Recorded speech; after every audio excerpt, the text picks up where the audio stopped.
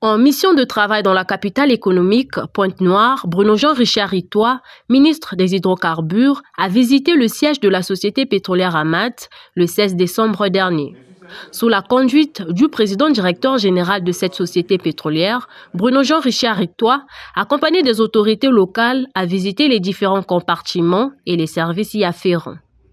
Une visite qui a permis au ministre des Hydrocarbures de s'imprégner des avancées, des projets en cours et des perspectives de production de la société à travers une présentation.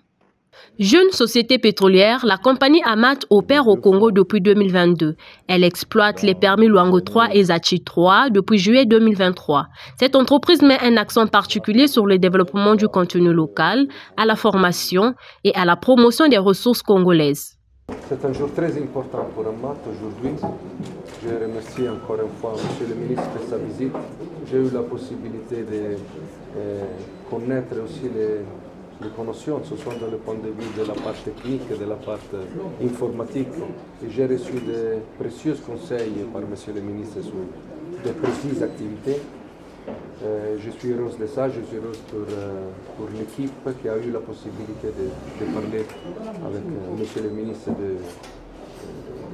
des arguments de technique. Et je suis sûr que nous sommes dans la route juste parce que le programme de travail a été partagé et a été fait avec les équipes du ministère des Hydrocarbures de la Mont pétrolière. Et nous avons le soutien de ces équipes, nous avons le soutien du ministre des Hydrocarbures.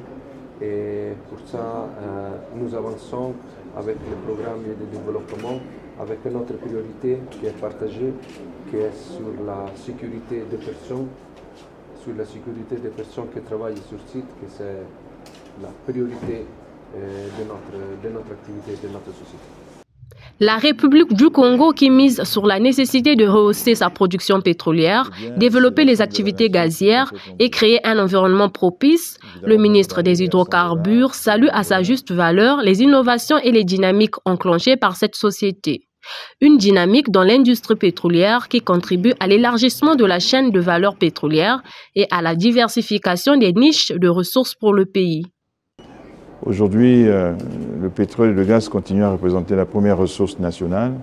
C'est celle-là dont nous avons besoin pour développer le pays, pour diversifier l'économie, pour donner corps à l'ambition du président pour le pays. Et donc c'était bon de venir ici, pouvoir échanger dans des conditions différentes, écouter les autres acteurs, les autres cadres de Amat, voir tous ceux qui sont, on peut les appeler ainsi, les héros dans l'ombre. Et il y en a beaucoup. La prochaine étape, ce sera sans doute une visite sur les sites quand l'agenda le permettra. Et donc voilà, je suis très satisfait de voir dans quelles conditions installés, dans quelles conditions ils sont organisés. J'ai été satisfait aussi de voir le point du contenu local.